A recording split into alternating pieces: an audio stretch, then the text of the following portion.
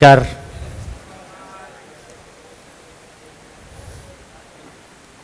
चले।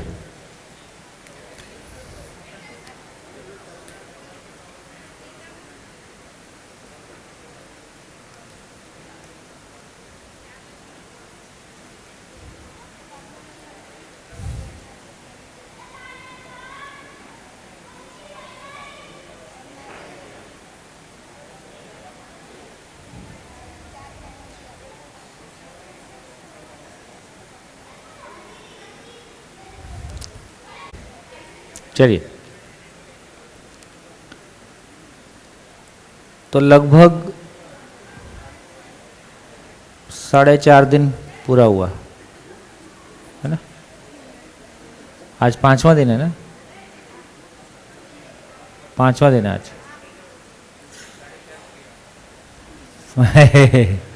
4.5 में 4.5 क्रिया तो पूरी हो गई। हाँ है,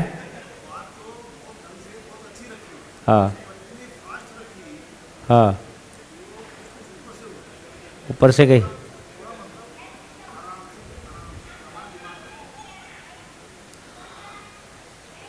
हाँ, ये जीवन क्रिया कितने लोगों तक ठीक से पहुंच पाया?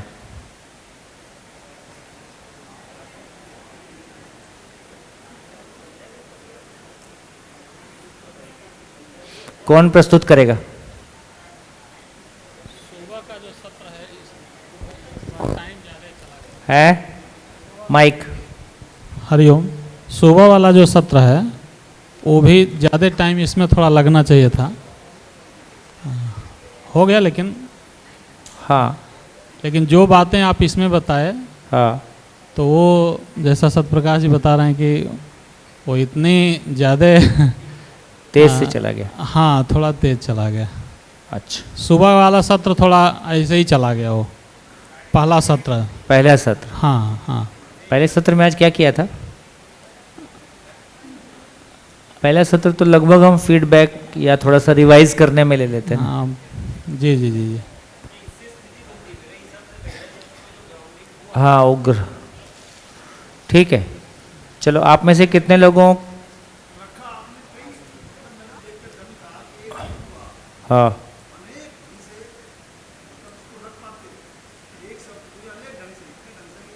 कह रहा था कि एक बात को आपने जो साक्षात्कार को, बोध को, मतलब इतनी तरह रखा है कि एक तरह नहीं घुसे, दूसरे तरह से जाए, तीसरे तरह से जाए, उसे 50 तरीके से मतलब आपने कहने की कोशिश की।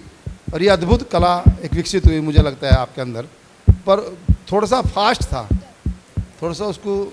हाँ, किसी पॉइंट पे मैंने स्वीकार लिया कि लंच के पहले मैं इसको वाइंड अप कर दूं, जो भी है, हाँ, ऐसा स्वीकार लेने से हो गया। बहुत ही अच्छे ढंग से रखा था।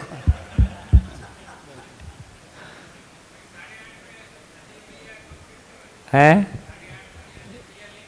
हाँ, तो ये ठीक है। तो 8:30 बजे अजय भैया लेंगे तो विस्तार से जीवन क्रिया फिर से करेंगे। ये ठीक है? बढ़िया बढ़िया।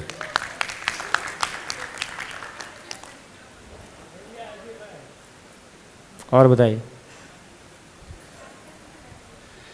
पोषक अहमदाबाद से। मेरे हिसाब से सुबह के सेशन में आपने जो न्याय धर्म पे काम किया, हाँ, तो मेरे हिसाब से वो ग्राउंडिंग हुआ, तो आपका हाँ, जो आत्म तो साक्षात्कार सुबह न्याय धर्म पे काम नहीं किया। पिछले 5 दिन से न्याय धर्म सत्य को क्लियर करने के लिए ही प्लेटफॉर्म क्रिएट किया। एग्जैक्टली। तो पहले दिन से जो हम चल रहे हैं, सहअस्तित्व को समझने के क्रम में जो कुछ भी प्रयास किया, सत्य ठीक से पकड़ में आ जाए कि सत्य किसको बोल रहे हैं, परम सत्य किसको बोल रहे हैं, है ना। उसके बाद सत्य में इकाइयाँ ऊर्जित हैं और उससे धर्म कैसे प्रकट होता है, चारों इकाइयाँ अपने स्वभाव धर्म सहित कैसे प्रकट हैं, और चारों इकाइयों में आपस में जो परस्परता है वो कैसे व्यवस्था के अर्थ में है ना। उसी क्रम में मानव कैसे उसको पहचानता है। तो न्याय धर्म सत्य को स्पष्ट करने के लिए पिछला 4.5 दिन लगा, और न्याय धर्म सत्य स्पष्ट हो पाया तो पिछले सेशन में हम जीवन क्रिया को पूरा कर पाए, है ना। तो जीवन क्रिया हमारा कल दोपहर से चला था। जीवन क्रिया कब शुरू किया? कल दोपहर के बाद से। दोपहर के बाद से दोपहर तक पूरा एक दिन जीवन क्रिया में लगा। तो एक दिन जीवन क्रिया में लगा और बाकी 3.5 दिन न्याय धर्म सत्य को समझने में लगा। पहला सहस्तित्व को समझने में लगा, फिर न्याय धर्म सत्य को समझने में लगा, फिर जीवन क्रिया पे हमने काम किया। मेरे हिसाब से तो जो बात में लोगों को सालों लग जाते हैं तपश्चर्या करने के बाद, सपोज छाया मेरी बीवी मेरे साथ खाना खाने वक्त बोल रही थी, इतनी सहजता से साक्षात्कार हो गया। हाँ, तो एटलीस्ट तार्किक लेवल पे हो गया। हाँ, अभी तार्किक लेवल पे हो गया। ये बात आपकी ठीक है कि तार्किक लेवल पे, और देखिए मतलब हम लोगों को भी ये पकड़ने में लंबा समय लगा। ये शुरू में इतना जल्दी पकड़ में नहीं आया था। शुरुआती दौर में साक्षात्कार बोध अनुभव शब्द ही रहा कुछ साल तक। उसके बाद धीरे से वो कुछ खुला। तो अभी जितना पकड़ में आता है और अभी जितना हम भी शिविर में कह पाते हैं, ऐसा पहले नहीं होता था। हमारे लिए इजी इसलिए हुआ, अनुभव का प्रमाण आप लोगों के पास है, तो हमारे लिए तार्किक से व्यवहारिक न व्यवहारिक से वास्तविकता लेवल की गति तेज हो गई। हाँ, तो इसलिए ऐसा भी लगता है कि आगे ये गति और बेहतर होगी। और जिन चीज़ों को हम बहुत दुरूह मानते हैं, हो सकता है क्योंकि शुरुआती गति कोई भी बहुत स्लो होती है, धीरे धीरे वो वातावरण जैसे जैसे गहराता है, वातावरण में गति बनती है। तो वैसे वैसे वातावरण में गति को हम हॉरिजॉन्टल गति बोलते हैं, फैलाव है। लेकिन जैसे जैसे फैलाव बढ़ता है वैसे वैसे वो वर्टिकल गति भी बढ़ती है, जैसे मेरी पहली शिविर में, गहराई भी बढ़ती है। पहली शिविर मैंने 2012 में जो किया था, हाँ, तो कई लोगों को कई चीज़ें पकड़ में पहली शिविर में नहीं आई थी, मेरे को भी नहीं आई थी। हाँ, हाँ, तो यहाँ कई लोग अध्ययन बिंदु में है, उन्होंने प्रारंभिक शिविर नहीं किया है, सिर्फ ऑडियो वीडियो देखा है, फिर भी वो पकड़ पा रहे हैं। हाँ, तो कुछ ना कुछ गति ठीक बात, बड़ी है। दोनों तरफ से होती है। या धन्यवाद। चलिए सभा के लिए जोरदार तालियां।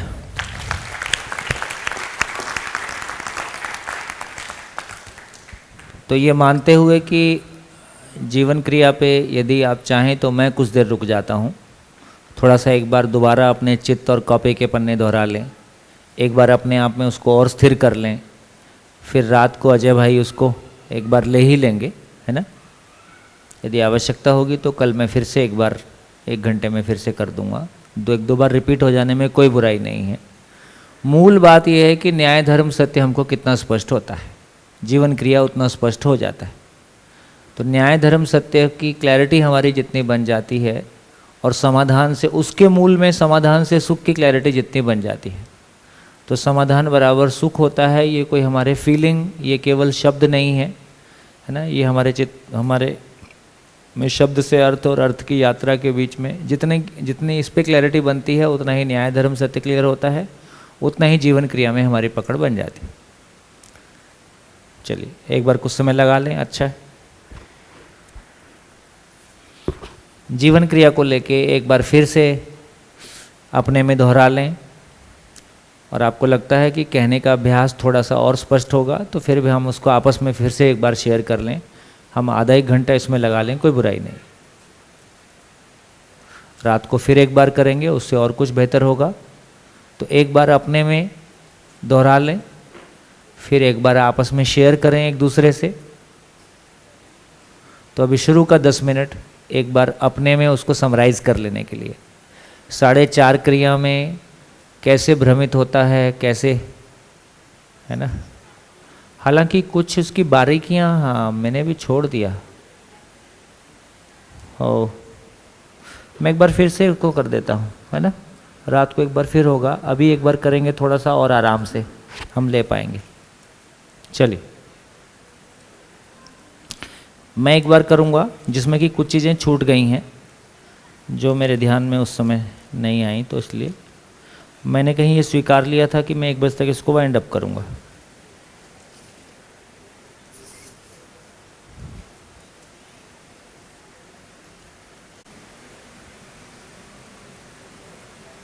आस्वादन,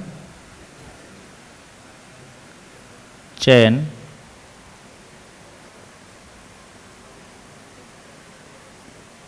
तुलन,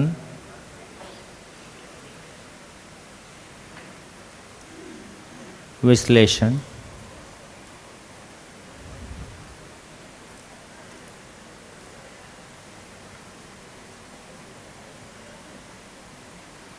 चित्रण,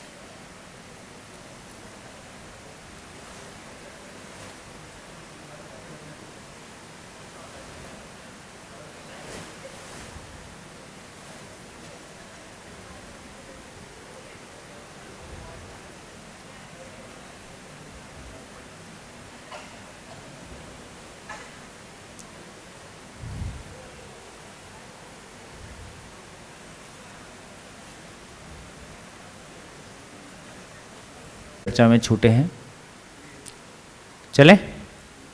चलिए, तो देखिए, एक तो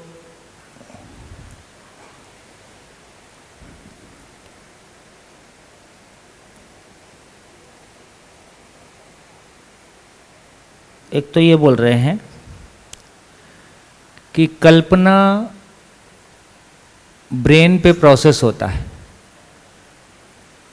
तो मानव रूप में हम जो कुछ भी सोच रहे होते हैं जीवन में मूलतः आशा विचार इच्छा के रूप में कहें, 4.5 क्रिया के रूप में कहें, ये तो मूलतः जीवन में होने वाली क्रियाएं हैं। और मेमोरी को जब हम बोल रहे हैं वो मूलतः जीवन में ही चित्रण क्रिया के रूप में बोल रहे हैं। लेकिन ये ब्रेन पे लगातार ब्रेन पे ही प्रोसेस हुआ रहता है, इसलिए कि यदि जीवन में 4.5 क्रिया ब्रेन पे प्रोसेस नहीं होगा तो शरीर और जीवन के बीच में जो तालमेल है वो तालमेल ही नहीं बनेगा। 4.5 क्रिया के ऊपर जो साक्षात्कार बोध अनुभव वाला भाग है, इसमें ब्रेन यूज नहीं होता है। तो जब हम समझने का काम करते हैं तो शब्द से अर्थ की यात्रा में ब्रेन यूज होता है। तो तर्क की भूमिका शब्द से अर्थ तक के लिए है। तो न्याय धर्म सत्य तर्क संगत विधि से चित्रित हो जाए, यहाँ तक यहाँ तक तर्क का काम है। यहाँ तर्क का काम खत्म हो गया, इससे आगे तर्क नहीं जाता है। अर्थ से वास्तविकता की यात्रा में यहाँ से अनुभूति क्रम शुरू हो गया। साक्षात्कार से लेकर अनुभव तक इस बीच में कोई तर्क नहीं है। फिर मान लीजिए अनुभव मूलक स्थिति हो गई, तो अनुभव मूलक स्थिति होने के बाद फिर चित्रण से नीचे फिर समझाने के लिए तर्क का प्रयोग होता है। तो तर्क बेसिकली कह रहे हैं तुलन विश्लेषण क्रिया को। तो तर्क का काम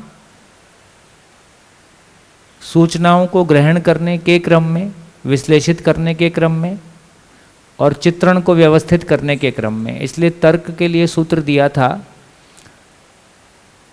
कि तर्क में तात्विकता को छूने की ताकत है। तर्क में तात्विकता को छूने की ताकत है। इस बात को हमने पहले भी चर्चा किया था कि यदि जड़ संसार को नियम पूर्वक समझा जा सकता है ना, और साइंस को हमने पूरा उस क्रम में पढ़ा, समझा, और कम से कम एक सुविधाओं की जगह में हम सम्मानजनक स्थिति में आ गए, तो उसी प्रकार तर्क का ये सही अर्थों में प्रयोजन है कि तर्क से हम प्रकृति में जो सच्चाइयाँ हैं उनको भी समझ सकते हैं और इस क्रम में प्रकृति के साथ मानव का संबंध को पहचान सकते हैं, है ना। तो जो संबंध की पहचान का भाग छूटा हुआ है, मानव का मानव के साथ, मानव का प्रकृति के साथ, उसको भी इस क्रम में पूरा किया जा सकता है। तो तर्क का सही अर्थों में प्रयोग यदि साइंस में देखें तो वहाँ तर्क का प्रयोग रूप और गुण के लेवल पे हुआ है। रूप और गुण को पहचानने के लिए एक इकाई दूसरी इकाई को कैसे प्रभावित करती है उसको पहचानने के लिए हमने तर्क को इस्तेमाल किया है। यहाँ अस्तित्व में प्रयोजन को पहचानने के लिए, किसी भी इकाई के होने के पर्पस को पहचानने के लिए भी तर्क का इस्तेमाल कर पाए, इसलिए सच्चाई को हम तर्कपूर्वक समझ भी पा रहे हैं। समझ पाने का मतलब है कि कम से कम उसके अर्थ को ग्रहण कर पा रहे हैं। और जब एक अर्थ को, एक अनुभव मूलक विधि को अर्थ से प्रस्तुत करते हैं, अर्थ को प्रस्तुत किया, तो हम तर्क का प्रयोग कर पा रहे हैं। इसलिए जो सत्य पहले निर्वचनीय और अव्यक्त था वो व्यक्त और वचनीय हो गया। ये बात पहुंची? सत्य को गूंगे का गुड़ कहा, निर्वचनीय कहा, अव्यक्त कहा, है ना। वो वचनीय और व्यक्त हो पाया, है ना, चूंकि अस्तित्व सह अस्तित्व के स्वरूप में अध्ययन हो पाया। तो ये एक बड़ी महिमा प्रस्तुत हुई, जिसमें कि जो ज्ञान अभी तक ऐसा मान रहे थे कि साधना विधि से ही उपलब्ध है, उसको हम शिक्षा विधि में भी ला पाए, क्लासरूम में मानव के बारे चर्चा की जा सके, ये एक अद्भुत दरवाज़ा खुल गया। तो ये एक स्थिति बनी। तो मैंने ये कहने की कोशिश की कि आशा विचार इच्छा तक आशा विचार इच्छा तक तर्क का प्रयोग होता है, ब्रेन का प्रयोग होता है। आशा विचार इच्छा जीवन की क्रियाएं हैं, जीवन की शक्तियां हैं, लेकिन वो ब्रेन पे प्रोसेस होती हैं। यहाँ तक ब्रेन इन्वॉल्व होता है। इसलिए जब आशा विचार इच्छा में कोई कन्फ्लिक्ट नहीं है तो हमको कोई थकान नहीं हो रही है। यदि आशा विचार इच्छा में कन्फ्लिक्ट है, इसका नाम थकान है। इसलिए बच्चे नहीं थकते हैं। बिल्कुल ठीक कहा। इसलिए बच्चों को कोई थकान नहीं है। इसलिए जब हम बात कहते हैं कि शारीरिक थकान और मानसिक थकान, तो शारीरिक थकान स्वाभाविक है, वो हमको स्वीकार भी होती है, लेकिन मानसिक थकान हमको स्वीकार नहीं है, क्योंकि मानसिक थकान बेसिकली समाधान का ना होना है। तो मानसिक थकान जैसा कोई काम नहीं होता है, मानसिक श्रम जैसा कोई काम नहीं होता है। यदि ये लॉजिकली भी समझ में आता है कि मानसिक शक्तियाँ सीमित हैं कि असीमित हैं, असीमित में से कुछ भी माइनस किया तो क्या बचेगा? वो असीमित ही बचेगा। इसलिए वहाँ कोई मानसिक श्रम जैसा कुछ होता नहीं। लक्ष्य की स्पष्टता नहीं है। मैं जो कुछ कर रहा हूँ किसी मजबूरी में कर रहा हूँ, घर चलाने की मजबूरी है इसलिए कुछ काम करता हूँ, मुझको ज़िंदगी में समझ में नहीं आ रहा है इसलिए मैं कोई काम करता हूँ। जब भी मैं लक्ष्य के अलावा कुछ करता हूँ, इसका नाम थकान है, या बोरियत है, या मानसिक श्रम है। अदरवाइज यदि लक्ष्य को लेके क्लैरिटी है तो लक्ष्य की यात्रा में भी थकान जैसा नहीं है, फिर वो उत्साह है। जैसे आप समझ रहे होते हैं तो आप कहाँ थकते हैं? जब क्लासरूम में समझ में आती है कोई बात तो कहाँ थकान होती है? जब नहीं समझ में आती है तब थकान होती है। बढ़िया। हाँ जी। तो कई लोगों को मैंने देखा 2-3 दिन में बीमार हो गए। तो ये भी जो शिविर में चल रहा है उनमें कन्फ्लिक्ट है, इसी वजह से?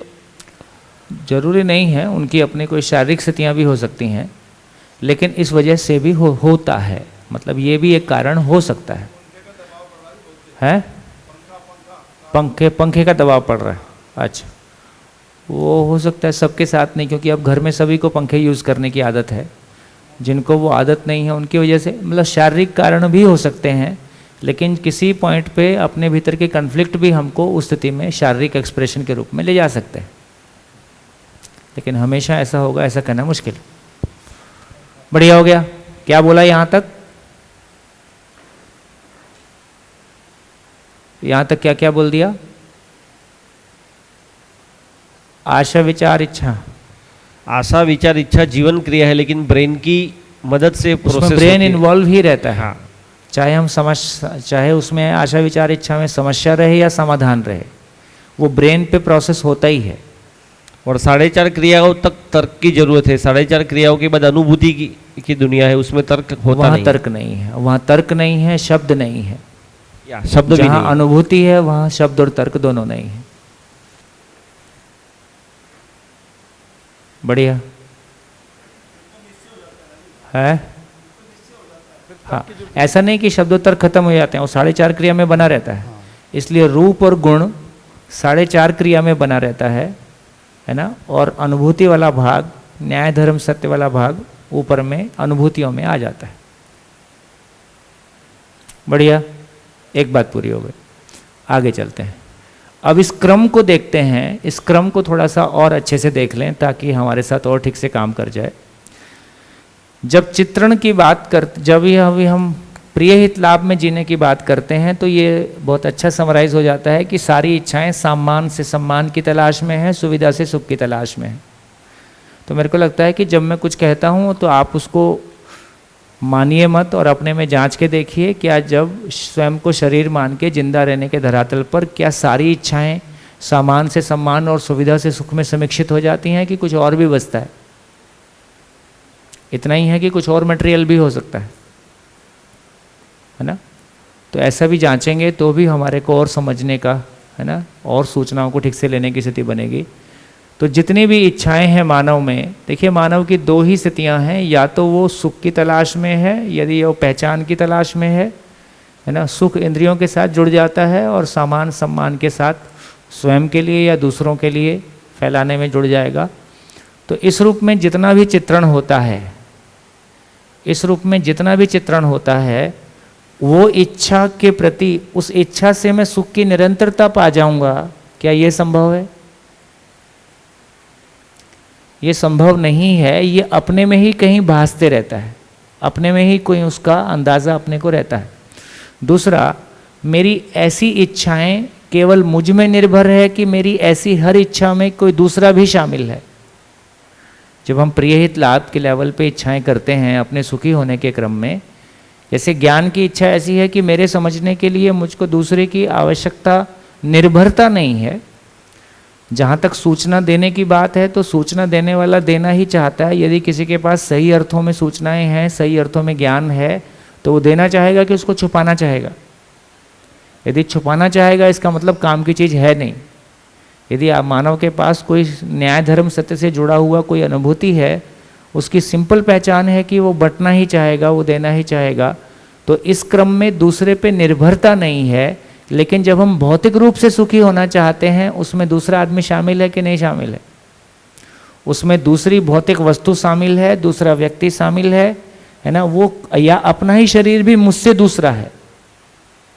मुझको शुगर है और मुझको, है ना, मीठा खाने की इच्छा है, लेकिन शरीर अलाउ नहीं कर रहा है, तो मेरी निर्भरता मेरे शरीर पे भी है। मेरी निर्भरता दूसरे के शरीर के साथ, दूसरे मानव के साथ भी हो सकती है। मेरी निर्भरता किसी वस्तु के साथ भी हो सकती है। मेरी निर्भरता उस मामले में आर्थिक पक्ष के रूप में भी हो सकती है। मेरी इच्छा कोई ऐसी है जिसको पूरा करने के लिए मेरे पास पैसे नहीं है, तो कभी शरीर साथ ना दे, कभी धन साथ ना दे, कभी कोई व्यक्ति साथ ना दे, कभी कोई साधन साथ ना दे। ये तमाम परिस्थितियां, और ये सब साथ दे तो भी मिलेगा कितना? क्षणिक। ये साथ दे तो भी मिलेगा कितना? क्षणिक। तो ये बीमारी बनी ही रहती है। तो चित्रण के लेवल पे जब मैं PHL से प्रियहित लाभ से सुखी होने के चित्रण करता हूँ, ऐसी इच्छाओं में अपने में ही एक अव्यवस्था या पूरी ना होने की संभावना, या उससे तृप्ति, या उसमें कोई अंतर्विरोध, तो इच्छा के लेवल पे जो अव्यवस्था है उसका नाम असंतोष।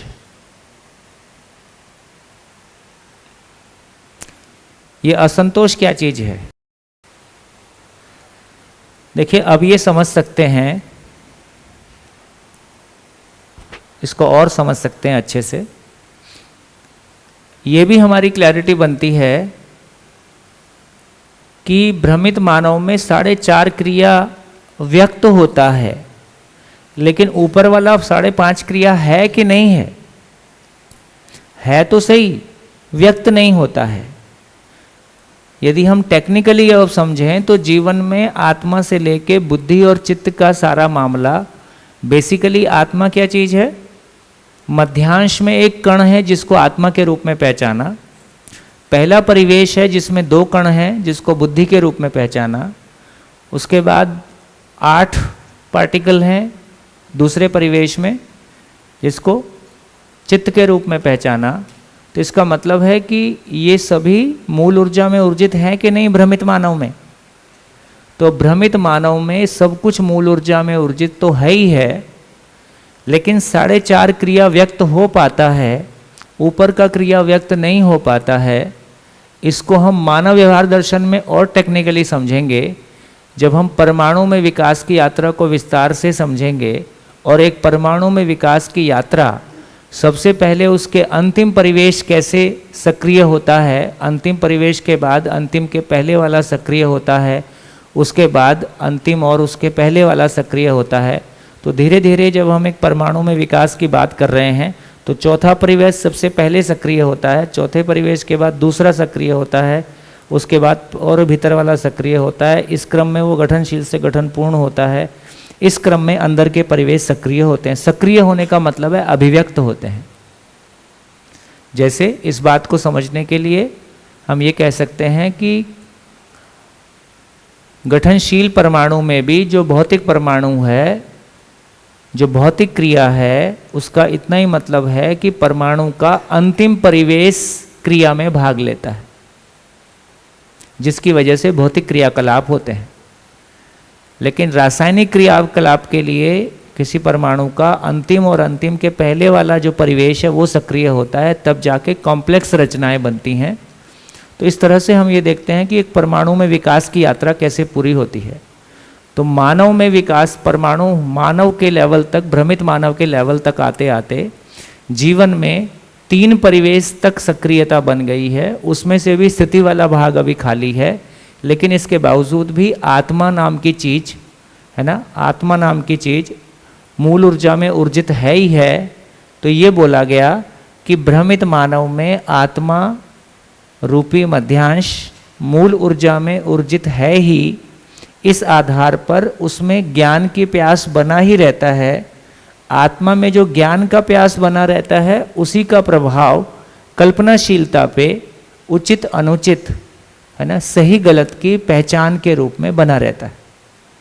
तो बेसिकली भ्रमित मानव में भी आत्मा का प्रभाव, बुद्धि का प्रभाव बना हुआ है ना। ये जो जीवन में इच्छा के लेवल पे असंतोष है, इसका मतलब है कि जब भी कोई मैं फिजिकल लेवल की इच्छा निरंतर सुख के अर्थ में करता हूँ, तो बुद्धि उसको अस्वीकार कर देता है कि ये निरंतर सुख के अर्थ में नहीं है। बुद्धि सहमत नहीं हो पाता है। तो इच्छा के लेवल पे जो असंतोष है, इच्छा के लेवल पे जो असंतोष है, वो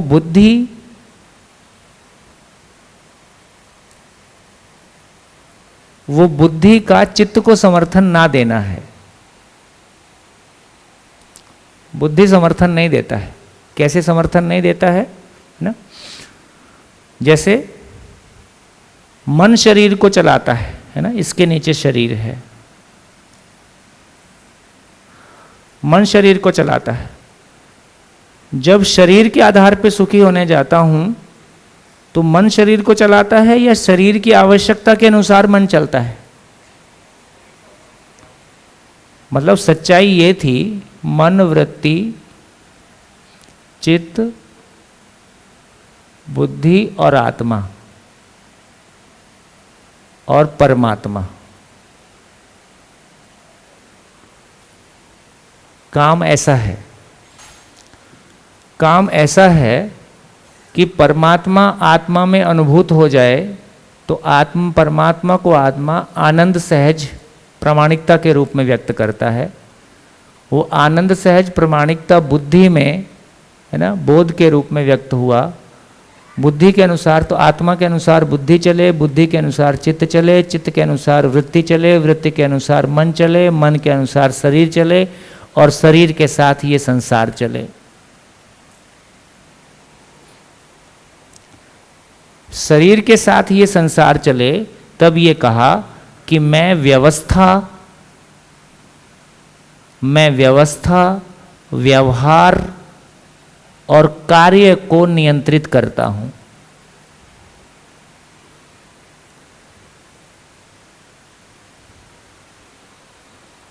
बढ़िया।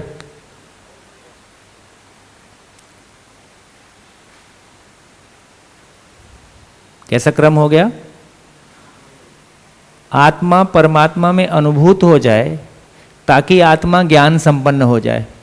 भ्रमित मानव में आत्मा ज्ञान की प्यास के स्वरूप में बना रहता है, उसमें ज्ञान संपन्नता नहीं होता है। ज्ञान संपन्नता क्या चीज़ है? कि खाली स्थान खाली नहीं है, ये ऊर्जा स्वरूप है। इसमें होने मात्र से सृष्टि की सभी इकाइयाँ अपनी पूर्णता को निश्चित आचरण के रूप में व्यक्त करती हैं, है ना। और ये पूरी सृष्टि व्यवस्था का स्वरूप है। सृष्टि में निर्माण नहीं है, सृष्टि अपने में प्रगटन है। तो रहस्य मुक्ति हो गया कि बनाने वाला कोई नहीं है, चलाने वाला कोई नहीं है ना, स्वयं स्फूर्त है। ये ज्ञान होने से आत्मा के प्रभाव में बुद्धि काम करती है। बुद्धि में सहअस्तित्व की समझ, जीवन की समझ, चारों अवस्थाओं के स्वभाव धर्म की समझ, ये समझ होने के साथ में चित्त में संसार के साथ जीने का स्वरूप आ जाता है। मानव के साथ जीने का स्वरूप कैसा होगा, प्रकृति के साथ जीने का स्वरूप कैसा होगा, चित्त में ये स्वरूप रहता है ना, स्थिति में स्वरूप रहता है। चित्त में उसका योजना आ गया तो उसके अनुरूप, इच्छा के अनुरूप विचार चलता है, विचार के अनुरूप मन चलता है, मन के अनुरूप शरीर चलता है, शरीर के अनुरूप संसार चलता है। संसार का मतलब है व्यवस्था, व्यवहार और कार्य को नियंत्रित करता हूं। ये मानव में स्वतंत्रता, ये स्वतंत्र मानव का स्वरूप है ना, ये मानव में स्वतंत्रता का स्वरूप है। अभी की स्थिति कैसी है? अभी की स्थिति कैसी है?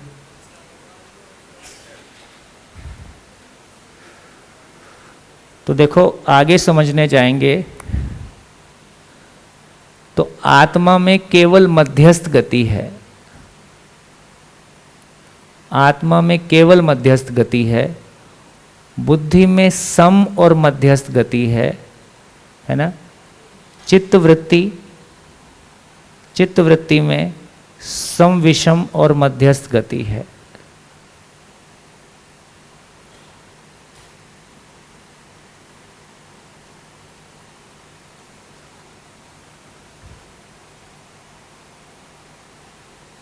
ऐसा रहता है। तो जब मैं स्वयं को शरीर मानकर जीता हूं तब मैं क्या हूं? जब मैं स्वयं को शरीर मान के जीता हूं तब मैं क्या हूं? बोलते नहीं हो है? जब मैं स्वयं को शरीर मान के जीता हूं तब मैं क्या हूं? तब मैं शरीर हूं। जब मैं शरीर मान के जीता हूं तो मैं शरीर ही हूं। तो मैं शरीर हूं। शरीर हूं तो मैं स्त्री और पुरुष हूं, मैं बूढ़ा और जवान हूं, है ना, मैं गोरा और काला हूं, मैं हिंदू और मुस्लिम हूं, है ना। तमाम तरह के ठप्पे तुरंत मेरे ऊपर लग गए। अब मैं स्वयं को शरीर मानकर जीता हूं तो मन किसके अनुसार चलेगा? अब मन जो है, शरीर को मन चलाना चाहता है। शरीर के अनुसार मन चलने को स्वीकार, शरीर मन को चलाता है या मन शरीर के अनुसार चलने को स्वीकार लेता है? क्योंकि शरीर में चलाने वाली कोई चीज नहीं है। शरीर में चलाने वाली कोई चीज नहीं है, इसलिए हम ये नहीं कह सकते कि कार मुझको प्रभावित करती है या इंद्रियां मुझको प्रभावित करती हैं, की बजाय मैं इंद्रियों से प्रभावित होता हूं। ये बात ध्यान में आती है ना। तो हम वस्तुओं को दोष नहीं दे सकते, है ना, कि कोई वस्तु मुझको प्रभावित करती है, धन मुझको प्रभावित करता है, पद मुझको प्रभावित करता है या इंद्रियों का दबाव मुझको प्रभावित करता है। वो उसमें प्रभावित करने की कोई ताकत ही नहीं है। भ्रमवश मैं प्रभावित होता हूं, मैं उसके प्रभाव को स्वीकारता हूं। तो इसका मतलब है कोई वस्तु हमको भ्रमित करती है कि मैं भ्रमित होता हूं, है ना। मेरे पास सच्चाई का दर्शन नहीं है, इसलिए मैं प्रभावित हो जाता हूं। तो इसलिए मैं, शरीर मुझको प्रभावित नहीं करता, मैं शरीर के प्रभाव को स्वीकार लेता हूं। शरीर के प्रभाव को स्वीकार कर मन विचार को अपने अनुसार चलाना चाहता है। जैसे ही मैंने शरीर के प्रभाव को स्वीकारा तो शरीर के प्रभाव को स्वीकारने से अब विचार कैसे होंगे, है ना। मन के अनुसार विचार चले और मन के अनुसार जो विचार चलते हैं फिर वो इच्छा को अपने अनुसार चलाना चाहते हैं। आगे गति है नहीं, आगे लगा हुआ है बोर्ड नो एंट्री का, इससे आगे गति नहीं है। लेकिन इससे आगे की स्थिति यह है जब मन शरीर से प्रभावित होकर शरीर के प्रभाव को स्वीकार लेता है, मन विचार को अपने अनुसार चलाना चाहता है, विचार चित्त को, इच्छा को अपने अनुसार चलाना चाहता है। ऐसी स्थिति में बुद्धि उसको अस्वीकार कर देता है।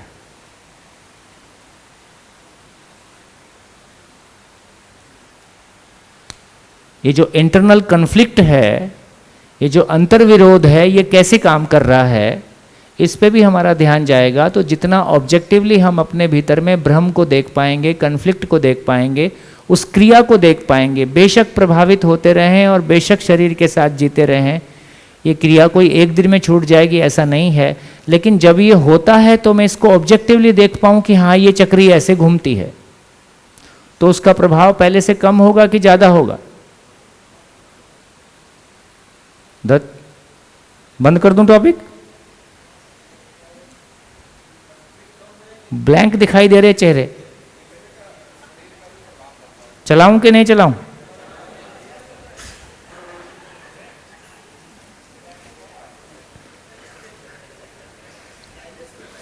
ये योग्यता से ज्यादा हो गया। आप ही बोले थे जल्दी कर दिए और अच्छे से कर दो, मैं थोड़ी बोला था। कोई कमी नहीं है, लेकिन हम ये भी सोचेंगे कि और बढ़िया रिजल्ट आए तो इसमें क्या बुरा है ना। ये जो प्रक्रिया बहुत स्लो चल रही थी, लोगों को इतनी सूचना पाने में 10-10 साल लग जाते थे पहले, जो आपने 2 शिविर में पाई है, 10 साल। ठीक, ये बिल्कुल वैसे ही है जैसे पहली कार बनी तो कितना समय लगा होगा। पहली बार जब वो 2 भाई उड़े थे, है ना, और पहली कार जब आई तो दोनों में, इन दोनों के बीच की दूरी कितनी होगी। और आज हर दिन हज़ारों कारें बनती हैं। तो शुरुआती दौर कोई भी चीज़ एक स्लो टाइम लेता है, उसके बाद चीज़ें अपनी तरह से बढ़ेंगी। तो कम से कम 2-3 बार जितना उसको पढ़, समझ में नहीं आए चिंता मत कीजिए, नॉवल टाइप पढ़ देना है। कुछ भी समझ में आए तो भी कोई चिंता नहीं, लेकिन पढ़ते जाइए, पढ़ने पलटते जाइए, और एक बार मन करे फिर दोबारा शुरू कर दीजिए। जब एक बार पूरा हो जाए, पीछे की साइड में लिख देना 1, फिर शुरू, एक लिख के डेट डाल देना। ठीक, फिर दूसरी बार फिर शुरू, फिर 2 लिख के फिर डेट डाल देना। 11 बार होने से टोटल करके आ जाना। देखिए बाय द वे कोई लोग ऐसा भी कर देते हैं। हाँ जी, ये ठीक चल रहा है, आगे चलो, इसको पूरा कर दूं। इसमें माइक, हाँ जी, हाँ जी। इसमें मन जब शरीर से प्रभावित होकर के और आगे बढ़ता है विचार के साथ, तो इच्छा तक पहुंचता है। आगे चित्त के बाद में बुद्धि मना कर देती है। हाँ, बुद्धि उसको अस्वीकार कर देती है। मतलब इच्छा तक नियंत्रित कर लेता है मन अपनी इच्छा तक मनमानी, प्रभावित हो जाती है। इच्छा तक प्रभावित हो जाती है, मन अपनी मनमानी कर लेता है इच्छा तक। हाँ, लेकिन के बाद में मनमानी करके इसी का नाम है शरीर। और देखिए, चित्त और वृत्ति के बीच में जो अंतर्विरोध है ना, उसी का नाम असंतोष है। चित्त और बुद्धि के बीच, है ना, चित्त और बुद्धि के बीच में असंतोष है। चित्त और वृत्ति के बीच में जो असंतोष है उसका नाम अशांति। वृत्ति और मन के बीच में जो असंतोष है उसका नाम दुख, है ना। मन और शरीर के बीच में जो है, इनको फिर अलग अलग नाम दिए गए हैं। शरीर और इसके बीच में जो रोग है उसको अलग अलग नाम दिए गए हैं। तो ये अंततः अलग अलग नाम देके हम यहाँ तक पहुँच जाते हैं। तो सारा समस्या का संसार इतना बड़ा है। चित्त इच्छा किसी चीज़ के लिए, सामान से सम्मान की कोई इच्छा बन गई है, लेकिन बुद्धि उसको सपोर्ट नहीं करता है, इसका नाम असंतोष है।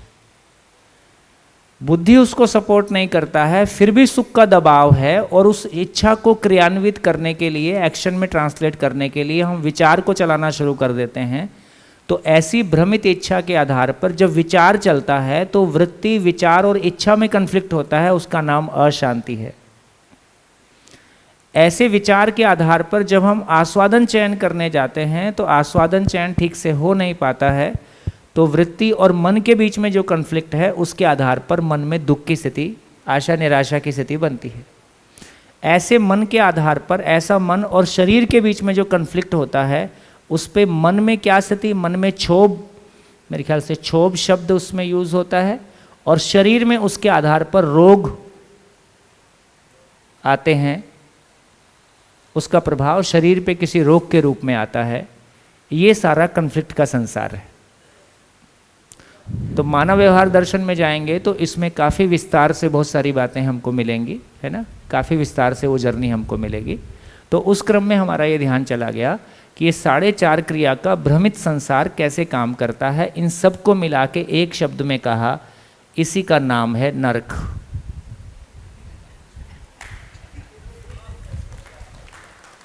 कहाँ पहुंचे? नर्क में तालियां बज रही है सर, नर्क में तालियां बज रही है। अरे नर्क में पहुंचे ये पता तो चला, और बहुत मेहनत करके पहुंचे हैं, ऐसी थोड़ी आ गए। सर वो थोड़ा ये गहरा है, मैंने इसको यूं समझने की कोशिश कर रहा हूं कि ये शरीर है और साथ में जीवन है। हाँ, जीवन जो है वो सूक्ष्म शरीर के रूप में है, इसी आकार में है। शरीर जो है वो रासायनिक क्रिया से बना है, जिसका चरम मस्तिष्क है। बहुत बढ़िया। और जीवन जो है वो गठनपूर्ण परमाणु है। तो उसमें आपने जो 2, 8, 18, 32, तो एक में न्यूक्लियस में बता दिया आपने आत्मा, फिर बुद्धि, चित्त, वृत्ति, ऐसे आ गए। तो ये जीवन तो सूक्ष्म शरीर के रूप में है, तो ये सब मन से लेके आत्मा तक सब सूक्ष्म शरीर में है कि 2, 8, 18, 32। गड़बड़ ना करो, गड़बड़ ना करो। तो ये मस्तिष्क में क्या है? बुद्धि यहाँ नहीं है क्या? एक मिनट देखो, ये बोल रहे हैं, कन्फ्लिक्ट मत हो। जीवन रूपी चैतन्य इकाई, गठनपूर्ण इकाई, सूक्ष्म अति सूक्ष्म इकाई। परमाणु कितना सूक्ष्म?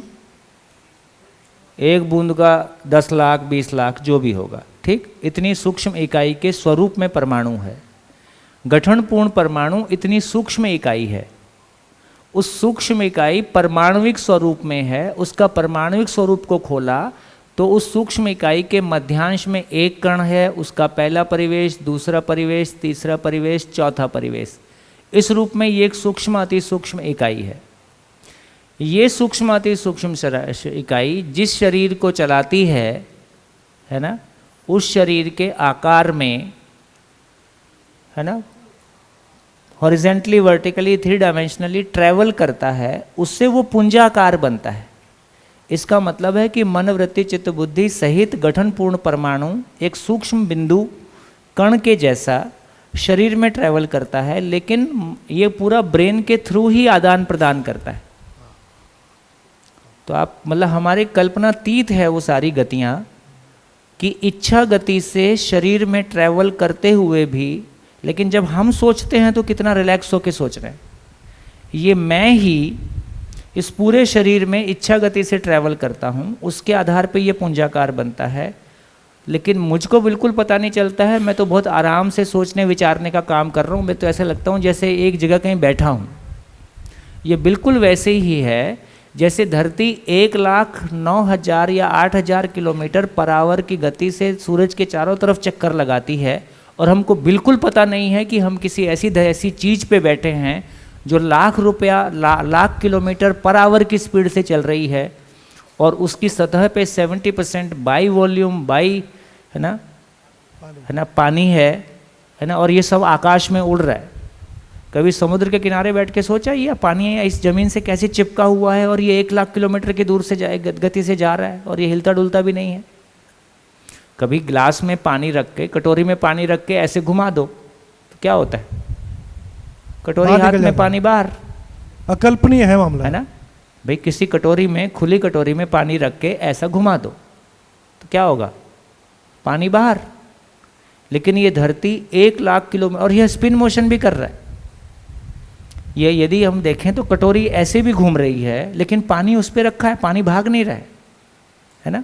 और फिर ये 1,00,000 किलोमीटर की स्पीड से आगे भी दौड़ रही है, तो भी पानी नहीं खिसक रहा है। तो क्या क्या क्या चीज़ है जिससे वो पानी को पकड़े हुए है?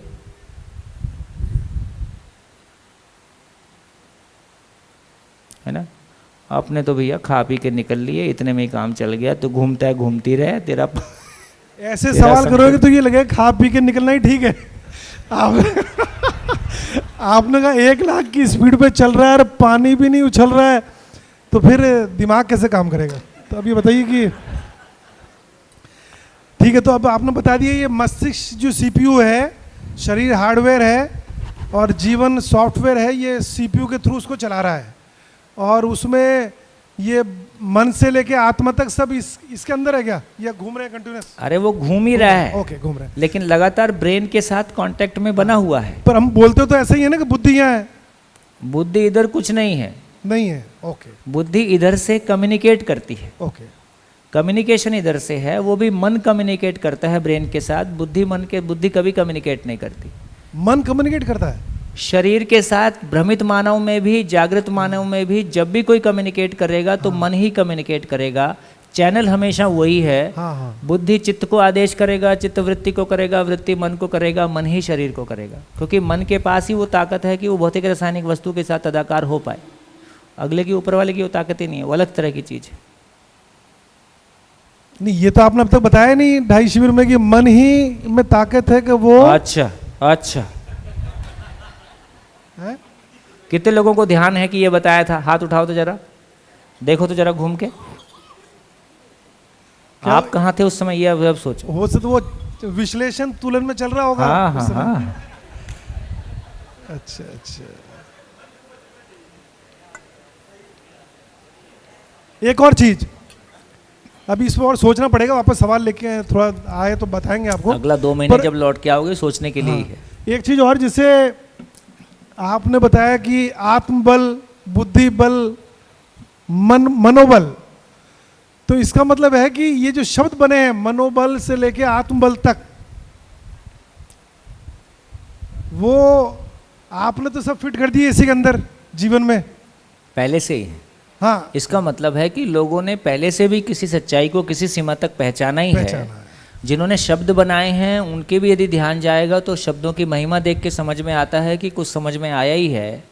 इसका मतलब है क्रमशः हम आगे बढ़ रहे हैं, अचानक कुछ नहीं हुआ है।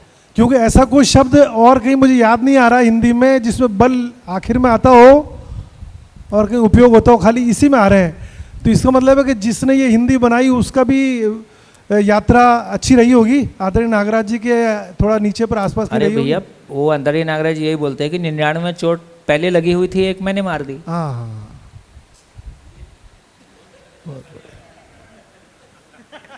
ये आगी वाल जी मतलब हर जगह आग ही लगा है। हाँ जी सॉरी, माइक भैया इधर माइक दीजिए। भैया एक ही श्रवण मनन चिंतन को एक बार थोड़ा सा और स्पष्ट करेंगे। चलो पहले इनको सुन लेते करते। और साक्षात्कार में प्रेरित लाभ की वास्तविकता साक्षात्कार में क्यों नहीं आ पाती? चलो इसको बनाए रखो।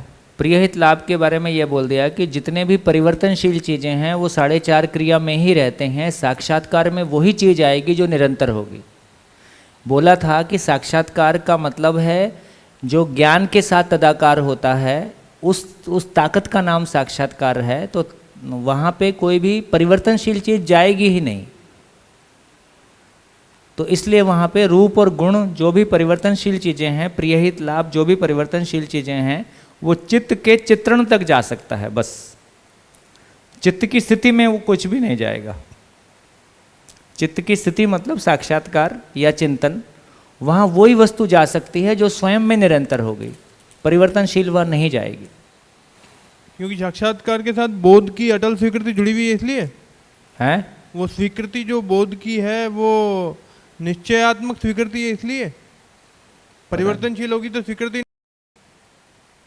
हाँ, साक्षात्कार और बोध निरंतर वस्तु की पहचान और निरंतर वस्तुओं की स्वीकृति, इसका नाम बोध है। तो वहाँ परिवर्तनशील कुछ भी नहीं जाएगा। बता दिया कि 4.5 क्रिया तक ही परिवर्तनशील चीज़ों की गति है। चित्त की गति क्रिया चित्रण तक परिवर्तनशील 4.5 क्रिया तक जाएगा, परिवर्तनशील चीज़ें। उसके ऊपर जो में निरंतर चीज़ें ही की पहचान हो सकती है। उससे कम में सारा मामला नीचे निपट गया। इसलिए चांद तक जाने का कार्यक्रम 4.5 क्रिया में निपट गया। उससे अधिक की उसकी आवश्यकता नहीं है। हाँ जी हेलो भैया, यहाँ पे जो बात बताई गई कि हम शरीर, अपने को शरीर मानकर चलते हैं, अपने को शरीर मानकर चलते हैं, जो ऊपर से नीचे चलना है उसके बदले नीचे से ऊपर चलते हैं।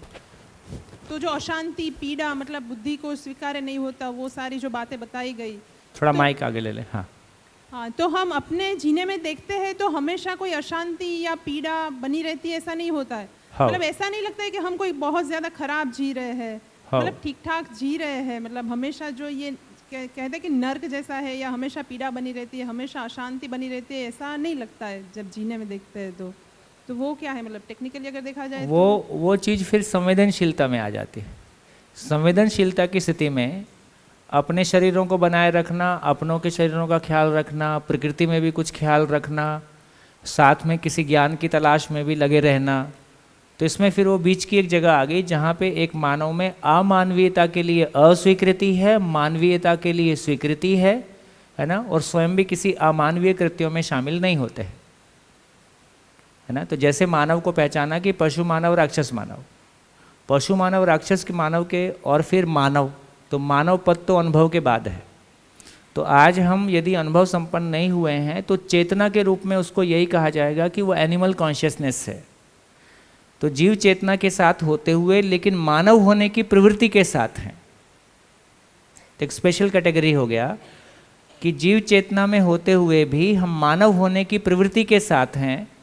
मानव होने की प्रवृत्ति के साथ हैं इसलिए किसी अमानवीयता के कार्यक्रम में नहीं लगे हुए हैं, अमानवीयता के कार्यक्रम को अस्वीकार करते हैं, मानवीयता की तलाश में है, किसी ज्ञान की तलाश में है। उस अर्थ में कम से कम हम संवेदनशीलता के साथ में संबंधों को जीने की कोशिश करते हैं, है ना, और स्वयं में भी वो संवेदनशीलता दूसरों के लिए प्रयोग करते हैं। तो इतने में वो थोड़ा सा जिसको बहुत अव्यवस्थित सा दिखने वाले की बजाय थोड़ा व्यवस्थित दिखाई देता है। इसके बावजूद भी अपने अंदर बहुत कुछ वो चलता ही है जिससे हमको पता चलता है कि यात्रा शेष, और आजू बाजू भी ऐसा बहुत कुछ हो रहा है जिसको हम हैंडल नहीं कर पाते। हम अमानवीयता में बेशक शामिल ना हो लेकिन हम अमानवीयता को हैंडल भी नहीं कर पाते, ऐसी स्थिति। हाँ जी, बढ़िया। तो पंखा थोड़ा ठीक कर दो।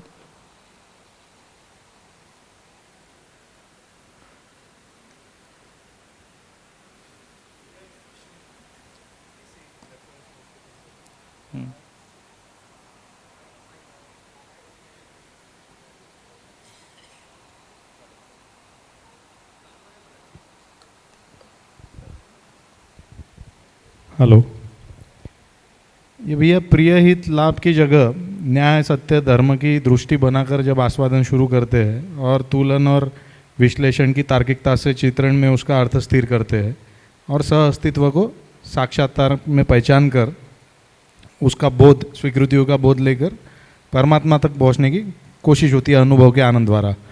अब ये हम प्रिय हित लाभ से जब दूर जाते हैं और न्याय धर्म सत्य पे आते हैं तभी ये शुरू होता है, उसके पहले ये शुरू हो नहीं सकता। और योग दर्शन में चित्तवृत्ति का निरोध, योगश चित्तवृत्ति निरोधः एक सूत्र है। तो चित्तवृत्तियों का निरोध करने को बोला है परमात्मा तक पहुंचने के लिए। तो उसमें और ये रास्ते में तो कुछ फर्क दिखाई नहीं दे रहा। यहाँ पर भी प्रिय हित लाभ यानी चित्तवृत्तियों को छोड़कर ही हम आगे का रास्ता तय कर पा रहे हैं, और वहाँ पर भी चित्तवृत्ति का निरोध करके ही कुछ हो सकता है। हाँ जी, इनका उत्तर कितने लोगों के पास है? कुछ सुना ही नहीं होगा। आपको लग रहा है सोम भाई को सुनना है? ये देखो, कितने लोग ये मान के सुन रहे थे कि ये सोम भाई को कुछ बोल रहे हैं, सोम भाई को सुनना है, तब तक मैं कुछ और सोच लेता हूँ। फिर से बोलो, आंसर आपको देना है। हाँ जी बोलिए, क्वेश्चन अच्छा है, बोलिए, सुनिए। मुझको ये पूछना है कि प्रिय हित लाभ की जगह न्याय धर्म सत्य से आस्वादन जब शुरू करते हैं और तुलन और विश्लेषण की तार्किकता से जब उसका अर्थ चित्रण में स्थिर करते हैं और वो चित्रण को साक्षात्कार सह अस्तित्व में पहचान कर साक्षात्कार में देखने की कोशिश करते हैं, और वो स्वीकृतियाँ जब बोध द्वारा निश्चित होती है तब हमको अनुभव का अनुमान बनता है और उस अनुभव से हम परमात्मा तक पहुंचने की कोशिश करते हैं। बहुत बढ़िया, देखिए कितना बढ़िया बोला है ना, सटीक बोल दिया। कितने लोग अप्रिशिएट कर पाए अपने में? तो प्रश्न ऐसा बनता है कि ये सबकी शुरुआत, मूल चेष्टा जिसको कहेंगे, ये सबकी शुरुआत प्रिय हित लाभ से दूर होकर ही होती है।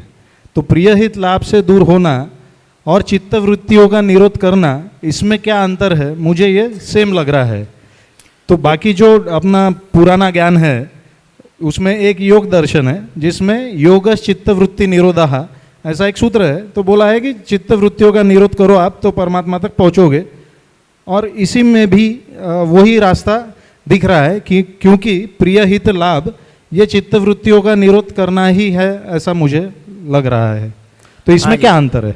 क्वेश्चन कितने लोगों तक पहुंचा? चलो, क्वेश्चन कुछ लोगों तक नहीं पहुंचा हो तो मैं पहुंचा देता हूं। ये कह रहे हैं कि योग में चित्तवृत्ति का निरोध करने के लिए कहा है, प्रियहित लाभ का निरोध करने के लिए कहा है। यहाँ पे भी हम उसका निरोध ही कर रहे हैं, तो दोनों में अंतर क्या है? तो दोनों में कुछ अंतर है, जो पहले कर रहे थे वही कर रहे हैं कि कुछ अलग कर रहे हैं? हाँ जी, कितने लोगों के पास आंसर है? कौन बोलेगा? चलो, आपको अधिकारी मानते हुए आपसे सुनते हैं। भाई जो अधिकारी है वो बोले, हमको शब्दों में बोलेंगे, ये कुछ करके बोलें। ओम। अब जो इस विधि से चित्तवृत्तियों का निरोध करना नहीं है, हो जाएगा, करने में और होने में अंतर है। और थोड़ा स्पष्ट।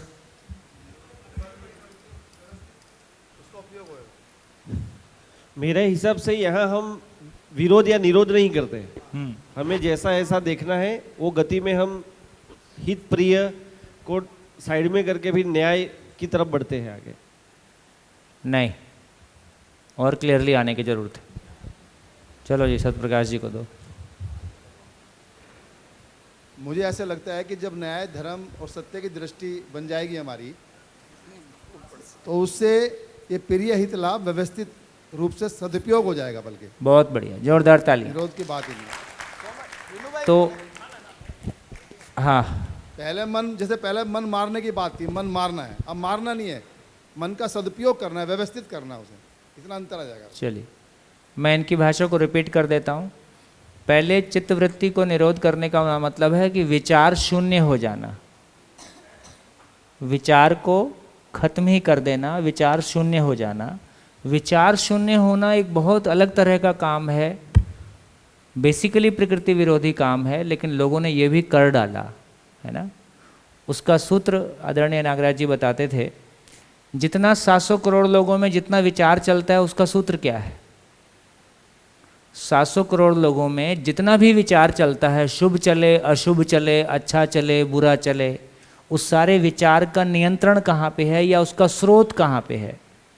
तो सारे विचार का स्रोत है कि मैं कुछ हूँ, जो कुछ मैं हूँ उससे संतुष्ट नहीं हूँ, इसलिए कुछ पाना चाहता हूँ। जो पाना है उसके लिए कुछ करना है। तो सारे विचार का कुल फैलाव इतना है कि मैं कुछ हूँ, कुछ और पाना चाहता हूँ और उसके लिए कुछ करना है। अब आप सारे विचार को देख लीजिए, इससे भिन्न कोई विचार आपके पास है क्या? सारा विचार पूरी मानव जाति का केवल इस फ्रेम के अंदर आ जाता है कि मैं कुछ हूँ,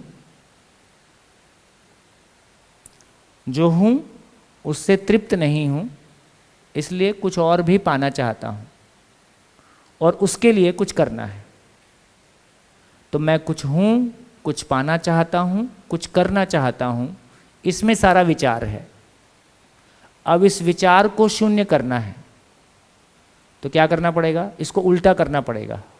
मैं कुछ नहीं हूँ, मुझको कुछ पाना नहीं है और मुझको कुछ करना नहीं है। ये भी लोगों ने कर डाला। ये आसान काम है क्या? मैं कुछ नहीं हूँ, इसको पचाओगे कैसे? मैं कुछ नहीं हूँ, इसको पचाओगे कैसे? इसलिए अपने हाथों से अपना श्राद्ध तर्पण करना,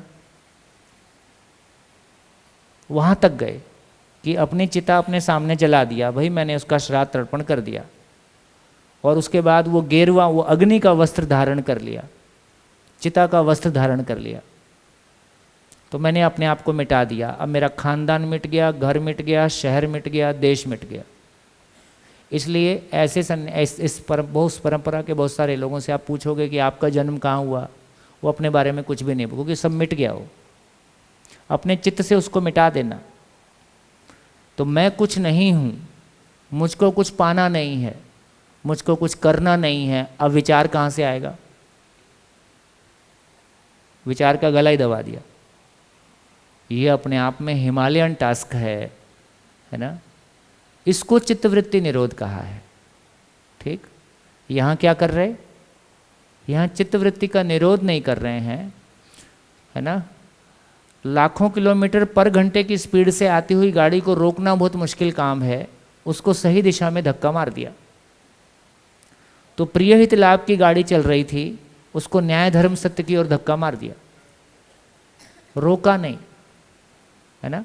तो न्याय धर्म सत्य का विचार में प्रिय हित लाभ नियंत्रित रहता है।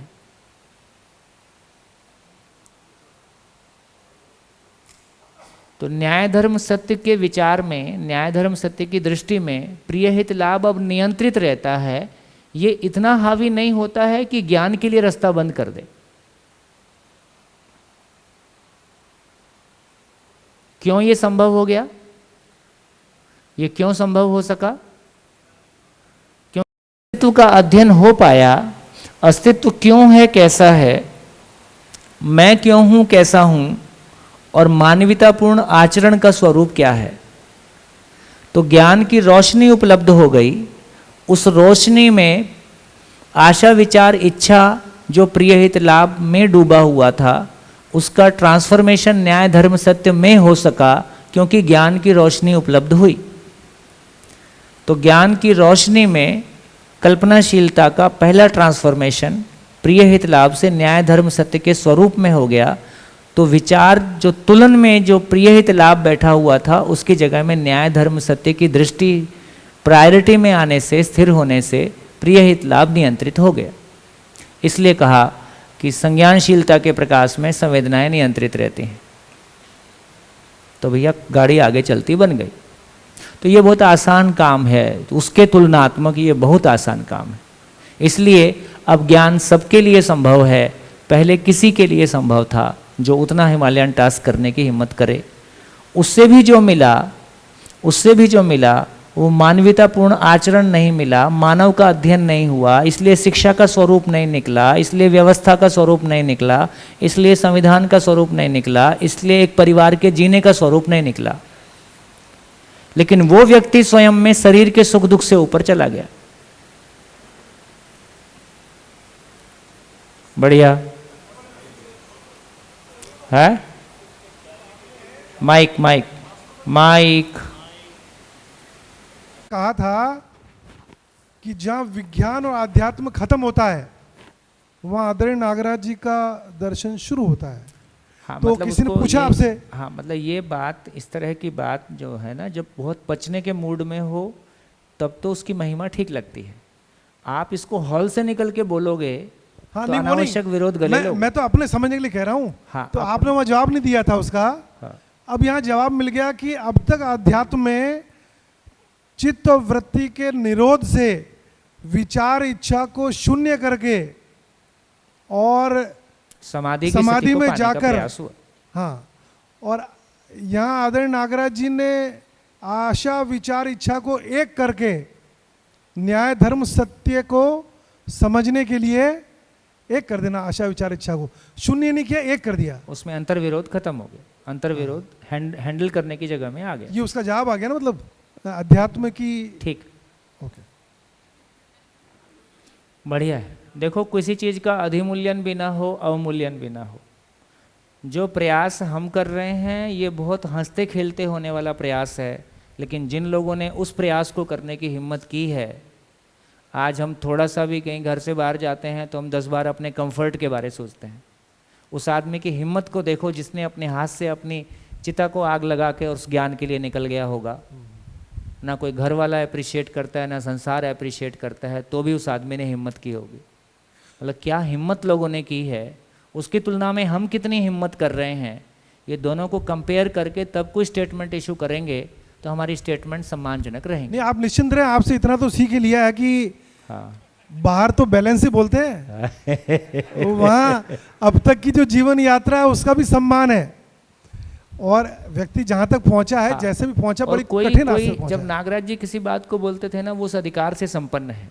जैसे इंजीनियरिंग को गाली देने में हम अधिकार संपन्न हैं, बहुत क्योंकि बढ़िया। हमने की हुई है। हाँ, ठीक बात है, ठीक है ना? ठीक बात। अब समाधि हमारी पहुंच से बाहर है, उसको हम कुछ बोलें, ये हमारे लिए शोभनीय नहीं।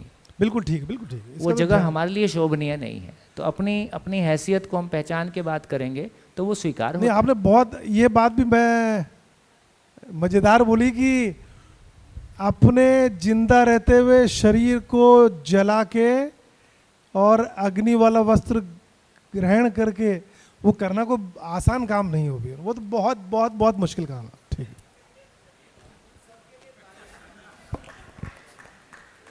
हाँ जी, हाँ जी, डॉक्टर साहब कुछ कहना चाह रहे हैं।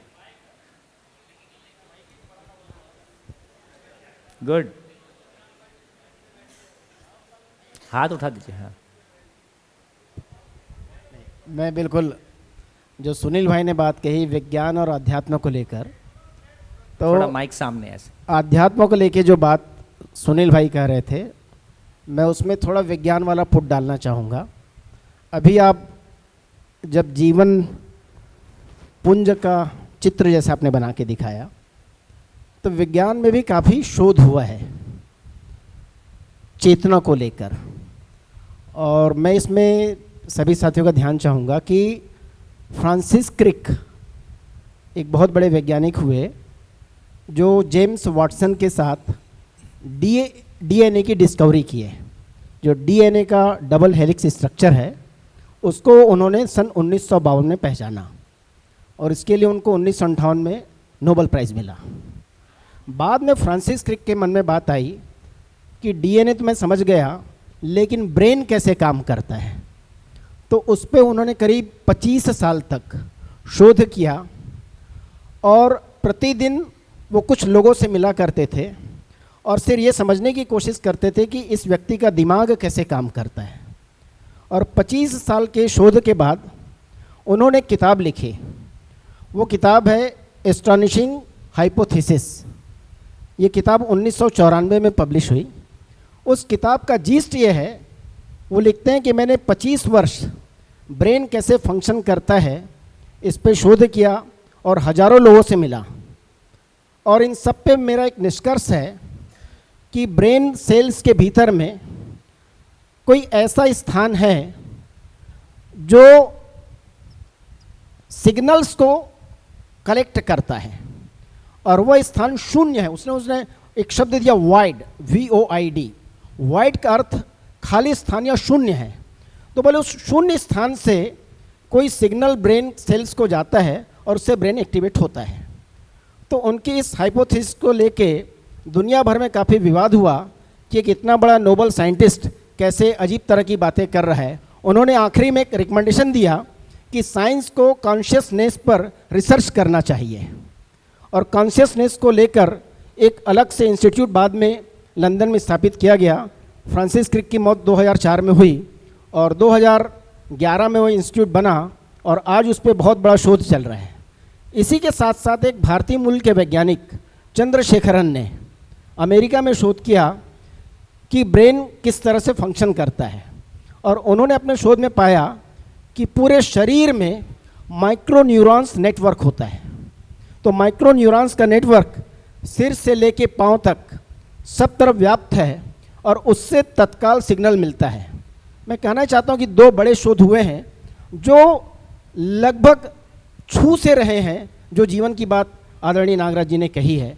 तो जीवन का स्वरूप अब तक नागराज जी की ओर से तो हम बहुत पहले से हमें मिल चुका, लेकिन अब विज्ञान भी इस दिशा में धीरे धीरे कदम बढ़ा रहा है। लेकिन एक खतरा ये भी है कि जब इस बात को फ्रांसिस क्रिक ने रखा तो दुनिया भर के वैज्ञानिकों ने उनका विरोध किया और उस विरोध के पीछे एक वजह यह भी थी कि विज्ञान किसी भी तरह से आध्यात्म की ओर जाना नहीं चाहता, रहस्य की ओर जाना नहीं चाहता।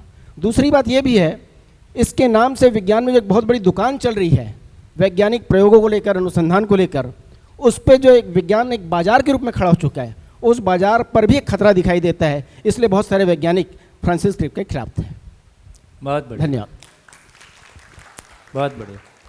ये कहा कि जब बुद्धि सहमत नहीं होती है तो इच्छा, जब जब इच्छा और इन दोनों के बीच में कन्फ्लिक्ट है तो ये असहमति देता है, तो इसका नाम असंतोष है। इच्छा और विचार में असहमति है, इसका नाम अशांति है। यहाँ आशा निराशा है, ये अतृप्ति है। ये पूरी स्थिति बनी हुई है। क्या करें? यहाँ से निकलने का रास्ता क्या है? तो निकलने के रास्ते को कहा कि सारी प्रॉब्लम इस बात की है कि इच्छा गड़बड़ है। तो इच्छा सही हो जाए, है ना, तो फिर घूम फिर के जो दूसरी बात कह रहे हैं, क्या यहाँ से वो सूत्र को कहना शुरू किया कि ऊर्जा का अंतर्नियोजन ही विकास है, ऊर्जा का बहिर्गमन ही ह्रास है। ऊर्जा का बहिर्गमन का मतलब है जब मैं बाहर सुख की तलाश करता हूँ, इसका मतलब आशा विचार इच्छा अंदर की तरफ जाएगा कि बाहर की ओर जाएगा? बाहर की ओर जाएगा, है ना, बाहर सुख पाने की तरफ जाएगा। तो ऊर्जा का बहिर्गमन ह्रास है, विकास का उल्टा, ये हमको थकान पैदा करता है। ऊर्जा का अंतर्नियोजन, ऊर्जा के अंतर्नियोजन का मतलब क्या है? ऊर्जा के अंतर्नियोजन का मतलब है, ऊर्जा के अंतर्नियोजन का मतलब है कि शरीर मन के अनुसार चले, मन वृत्ति के अनुसार चले, वृत्ति चित्त के अनुसार चले, चित्त बुद्धि के अनुसार चले, बुद्धि आत्मा के अनुसार चले, आत्मा परमात्मा में अनुभूत रहे। ये क्रम बनता है। हम हॉल में इतने घंटे कैसे टिक पाते हैं, है ना? तो उसके लिए कहा कि बेसिकली मैंने पहले भी रखा था, अभी फिर से एक बार ध्यान दिला देता हूं, एकाग्रता और ध्यान। तो मानव में बोलना, सुनना, देखना, बोलना, सुनना और देखना, ये तीन क्रिया एक साथ संपन्न करता है मानव। बोलने का मतलब है कि हम अपने में विश्लेषण कर ही रहे हैं, कोई चीज़ समझने का प्रयास कर ही रहे हैं, देख ही रहे हैं, और सुनने के क्रम में, है ना, कुछ सुनते ही रहते हैं। क्लास में ये तीनों क्रियाएं एक साथ हो रही हैं। हम कोई किताब पढ़ते हैं तो भी ये तीनों क्रिया एक साथ हो रही हैं। तो हम किसी से बात करें, किसी को सुने, कोई किताब पढ़ें, कोई काम करें, ये तीनों क्रिया एक साथ होती रहती हैं। इन तीनों क्रिया का किसी एक पॉइंट पे फोकस हो जाना, इन तीनों क्रियाओं का एक साइड पे फोकस हो जाने का नाम एकाग्रता है। इसलिए एकाग्रता के बिना मानव कुछ नहीं कर सकता है। फिजिकल लेवल का कोई भी काम भी बिना एकाग्रता के नहीं होता है ना? जैसे आप कुर्सी से उठ के चले और भूल गए कि क्या चीज़ के लिए नहीं उठा था मैं, अब आप कुछ नहीं कर सकते जब तक ये याद नहीं आए कि मैं उठा क्यों था। वापस बैठना ही पड़ेगा, कुछ नहीं हो, शरीर कितना भी हट्टा कट्टा सही, लेकिन जब तक ये याद नहीं आए कि मैं उठा क्यों था, तब तक हम कुछ नहीं कर सकते। हम इन घटनाओं पे ध्यान देते हैं तो हमको पता चलता है कि कैसे मैं कुछ भी विचार पूर्वक ही मैं कुछ करता हूँ, बिना विचार के कुछ नहीं हो रहा है। इस पे ठीक से ध्यान चला जाता है तो ये पता चलता है कि कुछ भी मानव कर रहा है वो विचार पूर्वक ही करता है, और उसको ठीक से करने के लिए आशा विचार इच्छा सुनना बोलना देखना तीनों क्रियाएं एक पॉइंट पे आ जाएं, इसका नाम एकाग्रता है। ध्यान के लिए बोला, जैसे चुगली करने के लिए भी एकाग्रता की जरूरत है कि नहीं? चुगली करने के लिए भी, चोरी करने के लिए भी, मर्डर करने के लिए भी, है ना, और पढ़ने के लिए भी, और खाना बनाने के लिए भी, और चलने के लिए भी एकाग्रता की आवश्यकता है। क्योंकि जैसे ही आप हॉल से निकलते हैं आपको पता है कहाँ सीढ़ी कितनी ऊंची है। किन्हीं किन्हीं घरों में कोई एक सीढ़ी ज़्यादा ऊंची होती है, नॉर्मली 6 इंच की सीढ़ियाँ बनाते हैं, कोई 6 से 8 इंच भी बना लेते हैं। कोई जगह बाई मिस्टेक बाकी सीढ़ियाँ 8 इंच की है, कोई एक सीढ़ी 6 इंच की है, किसी कारण से हाइट एडजस्ट नहीं हो पाई। जो लोग रोज उतरते हैं उनको कोई फर्क नहीं पड़ता है, उनका वो सेटिंग में बना हुआ है कि वहाँ पैर कैसे रखना है। नया आदमी आएगा उसको 1 इंच का भी पता चलता है। तो यदि हमारा एक पैर उठता है और अगला पैर रखा जाता है तो 1-1 सेंटीमीटर का कैलकुलेशन है, तब वो पैर ठीक से पड़ता है। यदि 1 सेंटीमीटर भी कैलकुलेशन मिस्टेक होती है तो हमने आपको झटका आता है, हमको लगता है कि यहाँ पैर किसी गलत जगह रखा गया है। एक भी शब्द बोलने में, एक भी कुछ भी, हर जगह में मेरा एकाग्रता है तो ही वो किसी परफेक्शन के साथ जाता है। इसलिए हम कुछ भी शरीर से कर रहे होते हैं तो कोई ये नहीं कहता है कि ठीक से पैर ठीक से रखो, कहता है ध्यान से चलो, ध्यान से चलो, ध्यान से सुनो, ध्यान से देखो, ध्यान से खाओ, ध्यान से पियो, ध्यान से बोलो। इसका मतलब सब काम शरीर से हो रहा है कि ध्यान से हो रहा है? सब काम ध्यान से हो रहा है ना। तो ध्यान का मतलब अभी एकाग्रता, जब हम उस समय ध्यान शब्द यूज कर रहे हैं तो वो एकाग्रता है, उस समय वो ध्यान नहीं है। ध्यान शब्द को यहाँ जो बोला गया, उसको बोला गया कि जो अस्तित्व में वास्तविकता है उसको समझने के लिए एकाग्र होना। जैसे आप शिविर में कितने घंटे कैसे बैठ पाते हो? आप लगातार ध्यान में हो, आप लगातार समझने के लिए ध्यान देते हो। तो लगातार समझने के लिए ध्यान देने का मतलब है कि जो प्रकृति में वास्तविकताएं हैं उनको समझने के लिए एकाग्र होना। प्रकृति में जो वास्तविकताएं हैं उनको समझने के लिए एकाग्र होना। इस क्रम में शब्द से अर्थ की यात्रा कर पाना, मैं परिभाषा नहीं लिख रहा हूं क्योंकि पहले आपका लिखा हुआ है ना। इस क्रम में शब्द से अर्थ की यात्रा कर पाना, अर्थ से वास्तविकता की यात्रा कर पाना। तो ध्यान का फल क्या है? ध्यान का फल क्या है? ध्यान का फल क्या है? वास्तविकता उपलब्ध हो जाए। तो वास्तविकता उपलब्ध हो जाए, ये ध्यान का फल है। इसलिए बोला कि समझने के लिए ध्यान देना है और समझने के बाद ध्यान बना ही रहता है। हम रोज़ 10 घंटे समझने के लिए ध्यान देते हैं। ध्यान का फल के रूप में शब्द से अर्थ की कोई यात्रा होती है। इस क्रम में हमको है ना जो फल मिलता है वो कोई थकान, तो जो कुछ कहा जा रहा है वो कन्फ्लिक्ट से मुक्त है। न्याय धर्म सत्य कन्फ्लिक्ट से मुक्त है। जब आप उसको सुनते हो तो आपका कन्फ्लिक्ट जो पहले से आपके पास था वो भी गायब हो जाता है, क्योंकि आपका मन, आपकी आशा, विचार, इच्छा न्याय धर्म सत्य के विचार में लग जाती है, जो पहले प्रिय हित लाभ के विचार में, किसी भूतकाल की पीड़ा, किसी वर्तमान से विरोध और भविष्य की चिंता में लगी हुई थी। इसलिए आप देखेंगे कि हॉल में बैठ के यदि एक बार आपका मन लग गया, उसके बाद आपका मन रूटीन से कितना शांत रहता है। अपनी मनस्थिति को आप ऑब्जर्व कर सकते हैं कि आपके मन में हलचल कितनी है और बिना किसी प्रयास के वो कितना रिलैक्स बना हुआ है। कितने लोगों को ये एहसास होता है? ठीक, ये एहसास हम सबको होता है, मुझको भी होता है, आपको भी होता है। तो इसका मतलब है समझने के लिए ध्यान देना है। इसका अर्थ है जब ये कह रहे हैं कि समझने के लिए ध्यान देना है, अब मेरा मन सुखी होने के लिए शरीर की ओर लगा हुआ है कि सुनने की ओर लगा हुआ है? अब वो सुनने की ओर लगा हुआ है। और सुनना क्या करता है? तो शब्द को सुनने का मैंने निर्णय ले रखा है। जो कुछ कहा जा रहा है उसका आस्वादन करता हूँ। तो मूल्य मूलक और लक्ष्य मूलक आस्वादन होता है, उसकी अपेक्षा जगती है, उसका विश्लेषण होता है, न्याय धर्म सत्य के आधार पर तुलन होता है, न्याय धर्म सत्य का चित्रण होता है। न्याय धर्म सत्य का चित्रण प्रिय हित लाभ की तुलना में निरंतर सुखपूर्वक जीने की आशा को प्रबल कर देता है। जैसे ये चित्रण बदलता है ना, जो पहले अभी तक लग रहा था कि सुखी नहीं हुआ जा सकता है, बाहर भी कुछ ठीक नहीं हो सकता है, संसार में भी कुछ ठीक नहीं हो सकता है, अभी लगने लगता है कि मैं भी ठीक हो सकता हूँ, परिवार भी ठीक हो सकता है, समाज भी ठीक हो सकता है और ये संसार भी ठीक हो सकता है। और ये 0 बजट प्रोग्राम है, इसमें पैसा नहीं लगता है। आदमी की कमर पैसा बहुत तोड़ के रखता है।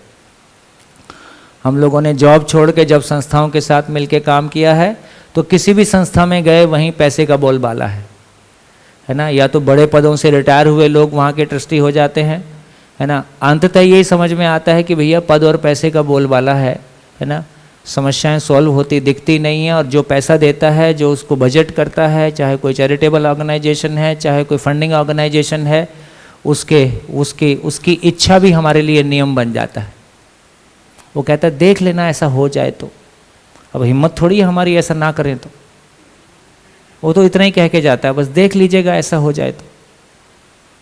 लेकिन ये बात समझ में आती है कि हमको भी लगता है कि बजट के बिना कुछ हो नहीं सकता है और कैसे क्या होगा। और अब धीरे से समझ में आता है कि बजट से खाना पीना ही हो सकता है, इसके सिवाय कुछ नहीं हो सकता। बजट की हैसियत कुल इतनी है कि आदमी के जिंदा रहने के लिए रोटी कपड़ा मकान इकट्ठा कर सके, इससे अधिक बजट की कोई हैसियत नहीं है। तो पहली बार आदमी की हैसियत समझ में आती है, पहली बार आदमी की महिमा समझ में आती है। धन और पद का जलवा अभी तक देखा था, मानव का जलवा पहली बार समझ में आता है। और पहली बार मानव अस्तित्व में सर्वश्रेष्ठ इकाई है, उस सर्वश्रेष्ठ इकाई की दुनिया समझ में आती है कि सर्वश्रेष्ठ होने का क्या मतलब।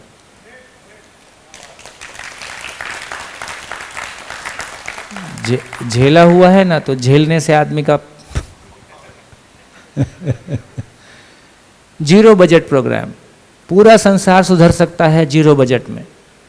कोई भी अपने घर में रहते भाई 300 रुपये आज क्या होता है, आज यहाँ हम रह के 300 रुपया पर डे पर हेड में किसी होटल कहीं घूमने जाएंगे, कमरा लेंगे तो कितने का मिलेगा? 300 रुपये का एक समय का खाना एक आदमी का हो जाता है, ठीक से खाए तो, मतलब थोड़ी सी भी ठीक ठाक जगह में चला जाए तो, लगभग बीच वाली जगहों में।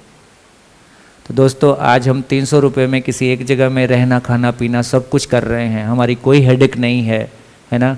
और एक ऐसी सुंदर जगह और ऐसा सुंदर वातावरण में अपने घर में रहते तो कम ज़्यादा यदि पूरी कॉस्ट जोड़ेंगे, मकान सहित सब चीज़ की कॉस्ट जोड़ना पड़ेगा ना, पूरी कॉस्ट जोड़ेंगे तो लगभग ऐसा खर्चा घर में भी हो रहा होता है।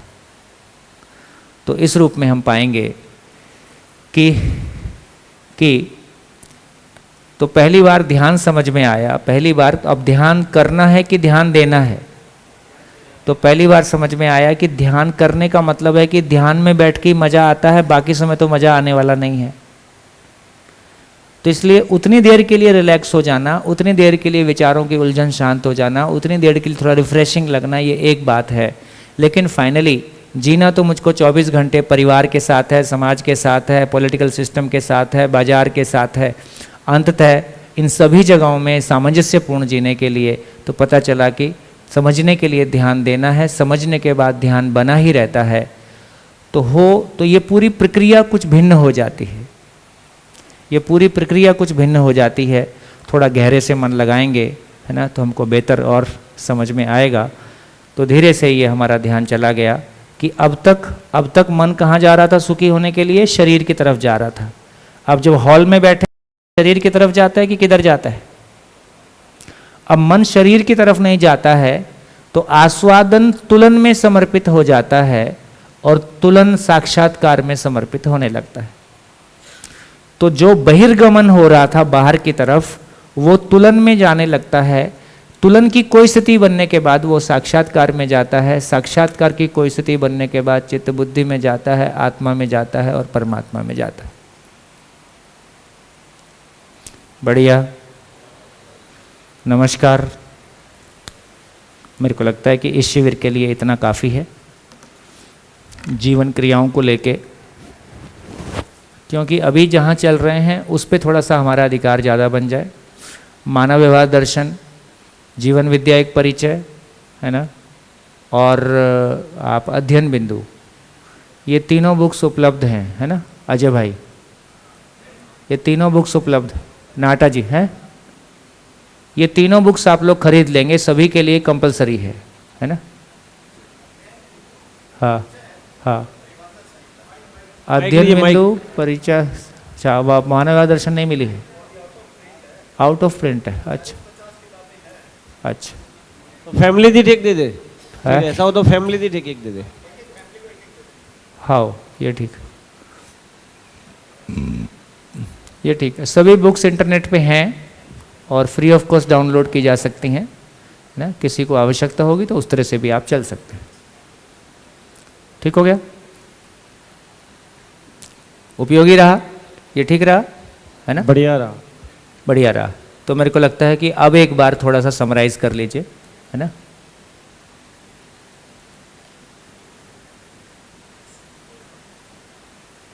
है ठीक है? ऊपर के लिए 2-4 लाइन और बोलूं? ऊपर के लिए 2-4 लाइन और बोल देता हूं। तो यहां तक की यात्रा हमने अभी की, तो अब ऊपर के लिए इतना ही कह रहे हैं कि जितना जितना जितना जितना न्याय धर्म सत्य को लेके इच्छा में तीव्रता बनती जाती है और जितना जितना 4.5 क्रिया में आराम मिलता है, आराम अपने में इस रूप में मिलता है कि कन्फ्लिक्ट कम होता है, भूतकाल की पीड़ा, वर्तमान से विरोध, भविष्य की चिंता वाला भाग भी कम होता हुआ दिखाई देता है और बाहर भी लोगों के साथ कन्फ्लिक्ट कम होता है। तो ये जो अपने में और परस्परता में आराम मिलता है, इससे हमारा उत्साह बढ़ता है कि चीज़ें हो रही हैं। वो जो जीने में उत्साह मिलता है वो हमको स्थिति में मदद करता है। तो गति में जो रिजल्ट आते हैं वो हमको स्थिति में मदद करता है और स्थिति जो बनती है वो हमको गति में मदद करती है और स्थिति गति के संयोग में गाड़ी आगे बढ़ती है।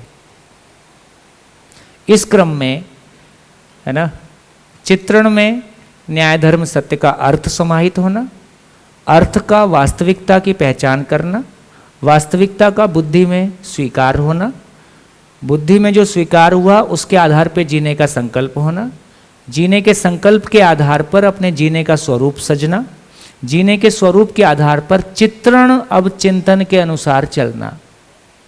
अब तक चित्रण कैसा था? बाहर से नियंत्रित था। अब चित्रण कैसा है? स्वयं से नियंत्रित है। तो चिंतन की रोशनी में चित्रण होना या बाहर से चित्रण होना, तो चित्रण को अपना नियंत्रण मिल गया। चित्रण को अपना नियंत्रण मिल गया तो मैं पहले की तुलना में पर नियंत्रण के स्थान पर स्व नियंत्रण को पहचानने लगा, है ना। लोग क्या कहेंगे इससे मुक्त होके मैं स्व नियंत्रण को पहचानने लगा। इस क्रम में ऐसे चित्रण के आधार पर अब चित्रण कैसा होगा? अब तमाम जो भी भौतिक रासायनिक चीज़ें हैं उनका चित्रण भी आवश्यकता प्रयोजन के अनुसार होगा। शरीर की आवश्यकता अलग है, मेरी आवश्यकता अलग है ना, दोनों को पूरा करने का। अब ये सारा चीज़ें एक्शन में ट्रांसलेट होने लगता है। इस क्रम में ये नीचे का काम पूरा आसान हो जाता है। इससे जो खुशी मिलती है उससे अवधारणा का काम और पूरा होना और किसी सीमा के बाद में अनुभव के लिए परिपुष्ट अनुमान होना और किसी समय में आत्मा और परमात्मा में कल्याण हो। बढ़िया। बाकी अजय भाई की जिम्मेदारी। हाँ जी, हाँ जी, माइक।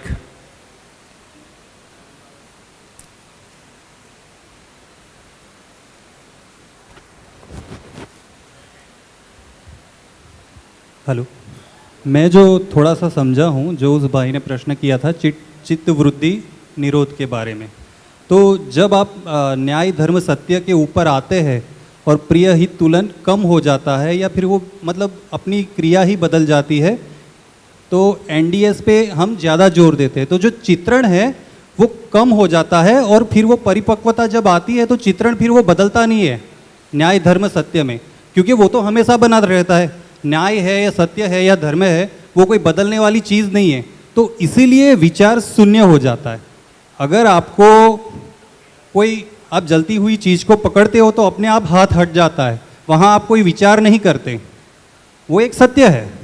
तो इस तरह मतलब समझने के लिए वो उदाहरण दे रहा हूँ। तो इस तरह जब आप एनडीएस से चित्रण आपका एक कंप्लीट हो जाता है तो फिर वो विचार की फ्रीक्वेंसी इतनी रहती नहीं है। बस सीधी सी बात है। अभी जो आप कह रहे हैं कि इसका मतलब है कि कन्फ्लिक्ट वाले विचार खत्म होते हैं। अभी ज़्यादा हमारा टेप कैसा अटका रहता है, आप देखेंगे कि आपकी विचार शैली कोई एक चीज़ पे 1 मिनट पूरा नहीं सोच पाते हैं तब तक दूसरा विचार आ जाता है, ये नहीं चलता है तब तक तीसरा आ जाता है, तब तक चौथा आ जाता है और फिर घूम के पहले वाला आ जाता है। तो आप देखेंगे कि लगातार ये क्रम चलता है और इस क्रम में सारी फाइल खुली हुई हैं, किसी भी फाइल पे फाइनल नोटिंग आती नहीं है और नई फाइल खुलती रहती है। तो ये जो पूरा झमेला इतना सारा पला हुआ है, तो धीरे धीरे आवश्यक और अनावश्यक की पहचान हो पाती है, प्रायोरिटी सेट हो पाती है। प्रायोरिटी के आधार पे ये बहुत सारा अनावश्यक विचार विसर्जित हो जाता है।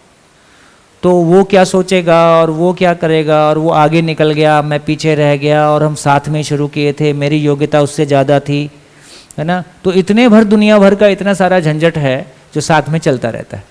तो इस सारे से मुक्ति मिल जाती है। तो इस सेंस में आप कहेंगे तो आपकी बात ठीक है, आवश्यक विचार बना रहता है। बढ़िया, नमस्कार। फिर मिलेंगे ब्रेक के बाद 15 मिनट बाद। Thank you.